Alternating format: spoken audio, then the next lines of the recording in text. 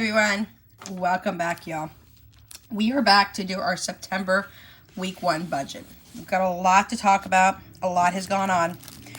I'm going to explain why I am back in debt again and why I feel very comfortable about it. So I'm going to let you in on a little bit about me that I haven't told anybody really, except for family members that know. But I feel the need to explain it a little bit to y'all so you understand where I'm coming from. So we are currently a little bit behind on our budget. I am doing well on my budget, but we are behind. And that's because I've got too much on my plate right now.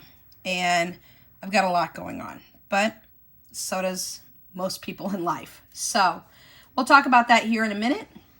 But let's go ahead and let's go through my budget real quick. And then I will explain why I'm back in debt, what I'm going to do with this debt, how it's going to be a revolving debt for a considerable amount of time, and why it's that way. So my base pay right now is $4,671. I get paid once a month, so that means everything including expenses and sinking funds and bills are all going to have to be paid out of this $4,671. But I also earned $150 in actual income from Etsy as well. So thank you to any and all who have purchased off of our Etsy site, because that is one of my side hustles. With that being said, my total came out to $4,821 for the month of August. Our bills were pretty much almost the same as what's going on now. So I'm really shocked to see that my electric bill is low. I'll explain why I think it's low, because I think I figured it out. So let's go ahead and talk about our fixed expenses. So I get paid once a month, which means every money that I get in at the beginning of the month, not considering the side hustles, and we don't count those because I don't know whether I'm going to get revenue or not from that. So I pay all my bills at the very beginning of the month, and the reason for that is I don't want to feel like I've missed something. I don't want to miss something, and I don't want any kind of late fees assessed or anything of that. So I feel very, very comfortable paying everything when it comes to my bills, my fixed expenses at the beginning of the month. Because I can adjust sinking funds and decide not to pay certain sinking funds their due. Or I can adjust my grocery budget by using my prepper pantry and things of that nature if I need to spend less on other areas such as the variable spendings or the sinking funds or extra debt and things of that nature. But my fixed expenses, I can't finagle those. So rent is $750. My electric is only $240. And by saying only $240, it's because during the summertime, especially in the 100+ degree heat, my electric bill usually is in the 500s. In the last couple of months, my electric bill has been in the mid 200s, and I can't figure out why. And the reason I think for that is that we stopped using our 1968 stove that my landlord has not replaced, and it's not working well, and I think it is just gobbling up a whole bunch of energy, because that's the only thing we stopped in the last couple of months, and my electric bill has gone down by hundreds of dollars. And I'm thinking, interesting. And we have kept our air conditioning on, y'all. I always tell you that my children, myself, and all 4 of my chihuahuas do not do well with heat. Our house is not very well insulated, because if we were to turn off the air conditioner, even in 80-degree weather, y'all, my house will heat up to almost 100 degrees. And we do not do well in heat. So with that being said, my air conditioning has been running at 74 degrees, and it's maintained that. But the house feels really, really cold. But it's okay, because we got our winter blankets out and things during 100-degree plus heat. In the summertime, yes, we've had winter blankets out. But my electric bill stayed low, and the only change that we made was not using the stove. And I'm thinking, we've been using our Instapot to help boil water on the simmer mode. I have been using our convection oven, things of that nature, and I'm thinking that's probably where our electric bill has dropped significantly. So that is our electric bill. Our gas bill is at $120. After gas bill, our security, I think, has gone up, but I'm not sure. So I'm going to call Xfinity and find out. We only have security with them, and I really like the security, but if it's gone up as much as I think it has, then I may be looking for a different security company. So I paid $110 to security, and then after that, Our subscriptions this month are $85. I did pay $60 for Costco. I finally do have a Costco membership. I also paid $20 for Netflix. We'll talk about Netflix here in a minute. And half of HBO Max because my daughter's boyfriend pays $5. I pay $5 and we both get to watch HBO Max. Actually, my kids watch it more than I do. But, you know, he likes to watch it. And we thought, you know what, let's split it and make it easier on both of us. So that came up to $85. So let's talk about Netflix. Remember how they were telling people if you have your Netflix account shared with other households, then we're going to click those households and it's only going to be underneath one household. And anybody else who tries to use your account in a different household is not going to have access to it. Well, something's gone on because they switched it around. I was paying $20 for 4 screens. My 3 kids here were watching Netflix, and then my daughter Tori in Oklahoma, who's 25 in November, she'll be 25, I should say. She was watching my Netflix. Well, when Netflix rolled out this, you're not using shared households for Netflix anymore. I don't know if a lot of people dropped it or what, but I'm still paying $20 for Netflix, but now it's 6 devices. Instead of 4 screens, not only did they up it by 2 more, but they moved it into devices versus screens. And my daughter Tori is now able to watch my Netflix again, and she doesn't have to pay for it. And I'm like, game on, you know? So just know that. Try it out yourself and see if it's happening in your area. Again, I'm only paying $20, which is what I was paying before, but I was only paying for 4 screens. Now I'm paying for 6 devices. So I got an upgrade, and it's the same amount. It's still $20, but my daughter Tori in Oklahoma can watch my Netflix account. She's got her own account on there, her own little like personal icon and things, and she watches her shows. And y'all, I don't charge her anything because my kids here watch Netflix. I watch Netflix, and that's 4 of us here anyways. So who matters, right? So that is where the 85 came from. Jaya's meds, you'll see the SF, which means sinking funds. That came from her sinking funds for pets, for medication, and she has phenobarbital. She's on 15 milligrams in the morning, 15 milligrams at night. That is my youngest female Chihuahua. In case you guys don't know, I do have 4 Chihuahuas. Tucker will be 10 next month in October. Jaya turns 5 in October. Bella, we found out, she's about 7, so she'll turn 8 this month in September. And then we have our littlest one, and y'all, he doesn't have a birthday, so we're going to have to pick one for him. I kind of want to give him a July 4th birthday. We thought he was 3. Turns out he's only 1. Game on, he's only 1, and that is Romy. And his name is, not Romy, his name is Romeo, but we call him Romy. And he's my latest Chihuahua. And I'm going to give him an Independence birthday. I'll be real honest, because his story goes to the point where he was on the euthanasia list because they could not find a home for him. He was not being adopted out. He's gorgeous. He's sweet. He's a black and brown Chihuahua, mostly black. And he's got little brown spots on his face and that. And he is just the highlight over here of the other 3 Chihuahuas in our lives. He's just amazing.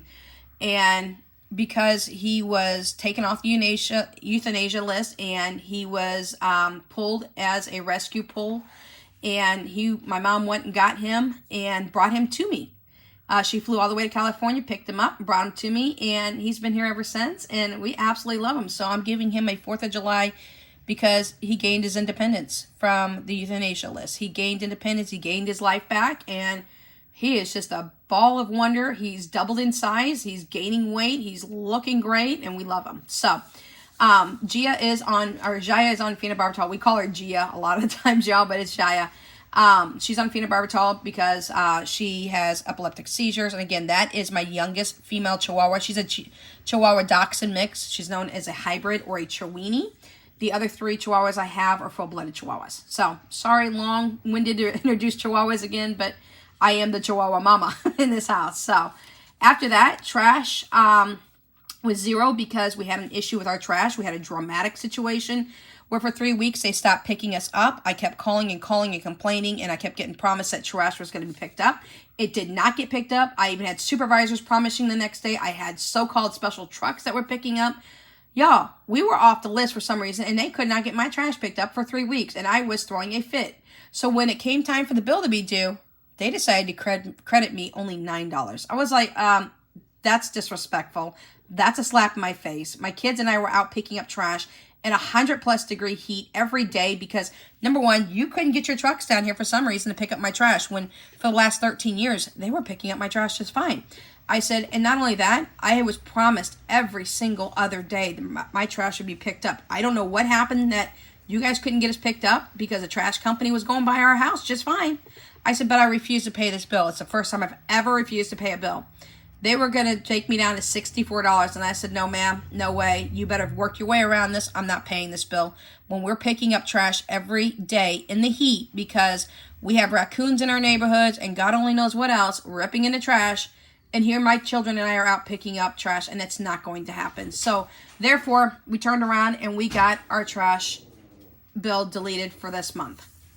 So, with that being said, Romy, shh. Jesse, come grab Romy for a minute, please.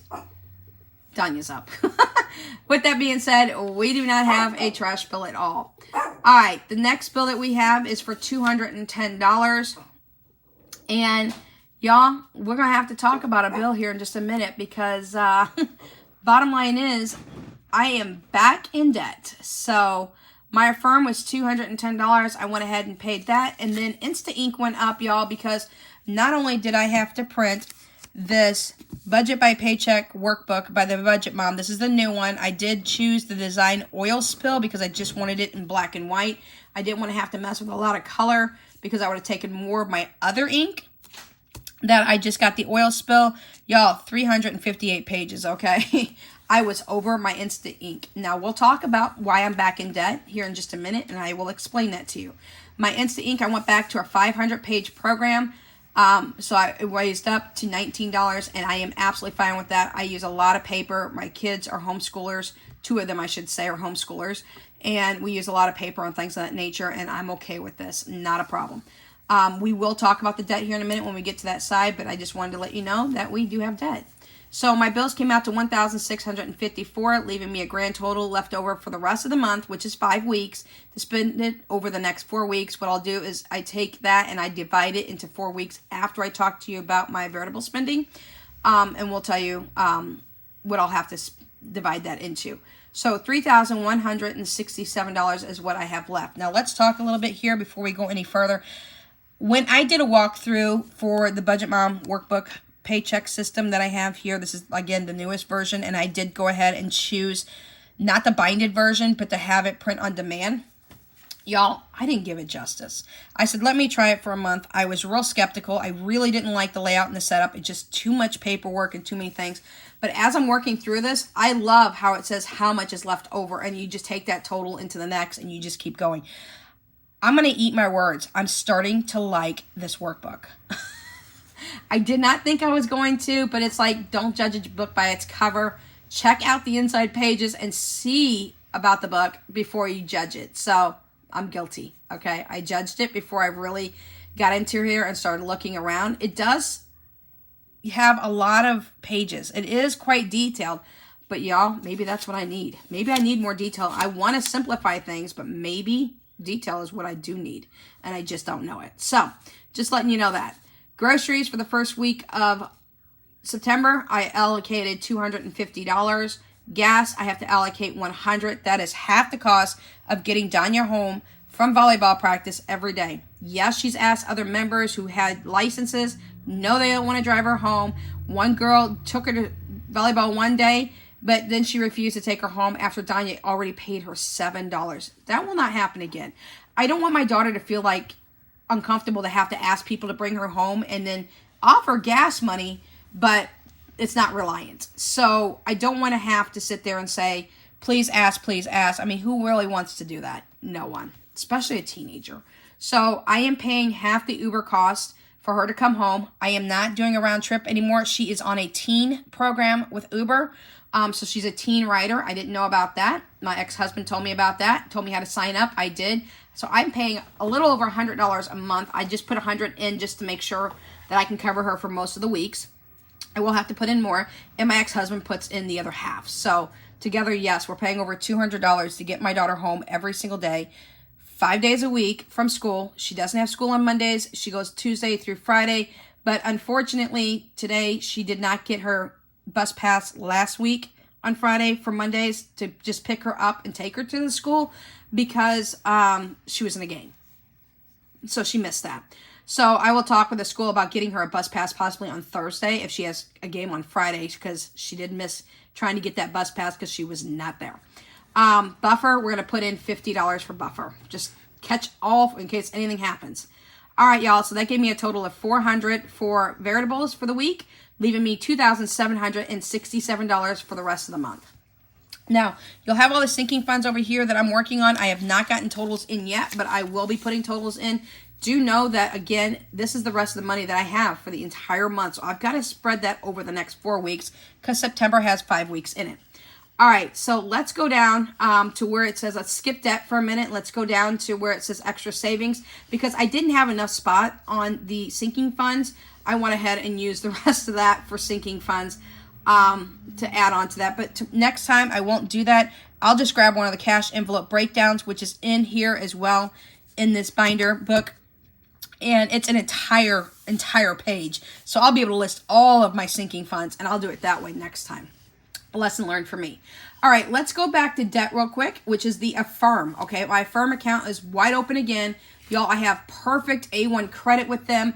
Never had a problem with them. And let me explain something, because I'm going to tell you guys a little bit of a backstory. I'll do it as quickly as possible and let you in on a little information about me that I don't normally tell people.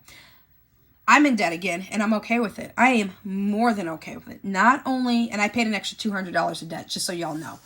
So let's finish this real quick, and then I'll explain this again. I apologize. So out of the 2,000, what was it? Oh, Lord. 2,767. I'm down to 2,567 for the rest of the month. I will divide that by 4, and that will give me what I spend for the next 4 weeks on variables and sinking funds, just so you know. Apologies. All right, so let's go back to my debt. I am in some significant debt with Affirm again. I have a $2,000 limit, and I'm over 1,600, and I want to say it's 50 or 60. I'll have the numbers for you next time, but it's over 1,600, less than 1,700. And why am I in so much debt with Affirm? Because backstory here is my previous, when I was a child, let's just say when I was a child, young adult, and things of that nature, I was taken advantage of in the financial sense. I was told that my money was family money, and this is before I was married and all that. I was told my money was family money, and I'm putting in every dime, and that's just the way it is, and I have no say in it. Not only that, I went to school, got my bachelor's degree. I have 2 bachelors and 2 masters, and I was told once again I would be taking out student loans. I was forced to take out student loans, even though I had full ride scholarships in all my programs, academic full ride scholarships, which is not really easy to get as a master's degree, but I did get them. I have a master's in clinical psychology, and I also have a master's in education. My bachelor's are in criminal justice and psychology with a minor in sociology. I had a $145,000 student loan, y'all, which I should never have had. I should never have incurred it at all, but I was forced to take it out, and I was forced to turn over student loan checks. In my undergraduate degree, I was forced to turn over $2,500 per semester, which is what I got. And in my graduate degree, I was forced to turn over $7,600 per semester. And I was told that that's what I was going to turn over. I was turning it over, all of it, plus all my work money, plus everything else. And it was a vicious cycle of me never having more than $1 left in my account. When I say $1, y'all, I mean literally $1. I was told what to do, when to do, how to do it, and demanded. So I have had to break ties with family members over the years because of this now. I'm no longer taking anything from anybody when it comes to the sense of what people are going to tell me what I am and am not going to do with my finances. When I got married, I ended up falling into a vicious cycle once again, where I was not allowed to spend money that I wanted to spend. And I did everything I could to make sure that my kids were covered, but nothing that I wanted was covered. Like, literally nothing, y'all. And I'm not a spoiled brat, and I don't need like a whole bunch of things in my life to make me happy. But I could not function in my own house because of certain situations. I got rid of that ex-spouse a while back, a long time ago. And all I can tell you now is I started to break down in the last couple of weeks, get very upset. And it wasn't at my kids. It was at the fact that I didn't have what I need to make my house run. And it's not that I don't have things in my house, y'all. I didn't have things that I needed and or deemed that I need to have in this house. For example, I needed more cubicle systems. The little 9 cubicle systems that you guys would put like fabric drawers in. Yes, I bought more of them. Could I have used my money for it? Sure could have. But the thing is, I get paid once a month. And if I run through that money, I can't go back and do what I need to do. I need to make sure I have a certain amount of money set aside. I need to make sure that my credit cards are in the clear, things of that nature. Yes, I could have not incurred this debt, but you know what? I've been with a firm for a very long time. Off and on, I've paid it off over and over again. I absolutely love it. The interest rate is insanely low. Some of my interest rate is only a couple of bucks per month, so it's not like it's crazy interest rate or anything of that nature. And y'all, I just keep paying it off and I can keep putting it on. I can keep paying it off and I can keep putting it on until I get to the point of what I need in this house needs to come in. At 46, going to be 47 in December, I'm no longer going to be underneath this situation of people telling me what to do, when to do, and how to do things with my money. Now, I got divorced from my ex-husband in we were separated in 2015. So with that being said, I could do with my money as I wanted, but I was still mentally under the cycle of I couldn't do what I wanted with my money because I grew up not being able to do things with my money. I was an adult not being able to do things with my money. And over the last couple of weeks, I just finally snapped. And when I snapped, it wasn't a negative thing, y'all. It was a positive thing. It was, you will buy what you need for yourself. You will make sure your kids have more than what they need. And they do. I always put my kids first above everyone else and everything else. So my kids have never done without, but I wanted them to add extra stuff. I wanted extra things in this house, and I'll be damned if I wasn't going to get it. It wasn't I needed the instant satisfaction. It was I needed to get my house to come together and do what I needed to do. I needed organizational stuff because if you saw my living room, which I turned into my bedroom, right now you would probably cry. You'd be like, girl, if you're so OCD, then why is your living room looking like that, which is AKA my bedroom. I turned my living room into my bedroom. I gave my son my bedroom so that all 3 of the kids had their own private rooms. And I took over the living room and I absolutely loved it. I got the couch out of here. I got everything out and I got my stuff in here and I got a bigger space and I love it. My kids love having their own rooms, their own personal spaces and things of that nature. But on top of it, I needed things in this house. I needed more cubicles because I need to be able, and I'm looking over my left because that's where the cubicles are. They're still in the boxes, y'all. They just came in. We're going to put them together today. I'm going to put them in the living room. I'm going to put things where they need to go because I'm a person that needs things sectioned off. That is how my mind works. And I'm going to make sure that my living room / so-called now bedroom is the way I need it to be. Now, I'm not done with what I need to have in this house. I got extra things for my kids. Why? Because I wanted it for them. I know they needed it. I know they wanted it. Some of the things they wanted, some of the things they needed. And other than that, it's because it's my money. I say what I want to do with it. It's debt, yes. It means it's not my money right now. I'm kind of borrowing it from a firm and paying them back. But this is not like a payday loan. This is not anything like that. This is a company that has very low interest. I think one of them, I incur like $9 in interest over an entire year. Like an entire year, okay? That's less than $1 a month. But with that being said, on my prepper side of things, if you don't watch my prepper pantry channel, which is Without Limits Missouri Prepper, you won't know that I did buy a canner. I was also gifted a water bath canner from my mom. I have bought mason jars and canning supplies because I want to learn how to can. I've got a whole array of things that I'm going to be sharing a wish list with you all. Now, it's not a wish list that you can click on and go buy anything for me because I would never allow anybody to do that. You guys all got tight budgets and I can buy things myself by all means. But it's a list that I'm putting together and I'm going to share some of that list with you to show you where my mind space, my head space is when you start seeing that my firm is going up and down, up and down. I'm paying things off and I'm adding things to it. It's going to be a revolving situation for a while until I get everything in this house that I think I need and or deserve. I spent my young years, my middle-aged years, my younger age years, my 20s and 30s, being told what to do, when to do, how to do it, and having no say over my own income, even though I was making my own income. And you know what? That's not going to happen anymore. I was gifted the opportunity and chance to have my student loans forgiven, and in 2021, 2022, my student loans were forgiven 100%. So I was given that gift as well. I don't have to pay those back. But given that, I would never have taken them out if I wasn't forced to have taken them out. And I literally was forced to take them out, and I did not get to keep the money, y'all. It went to individuals within my family, not my current family that's in my house, but family members that I have decided to cut the bridge and burn it and do away with the drama because I was taken advantage of my entire life pretty much, and I was no longer going to allow it. At 46 years old, I'm done and over it. When I mention about my mom, I'm not mentioning my mother. I'm mentioning the new mother that I have. The mother that actually is there and does for me what she should.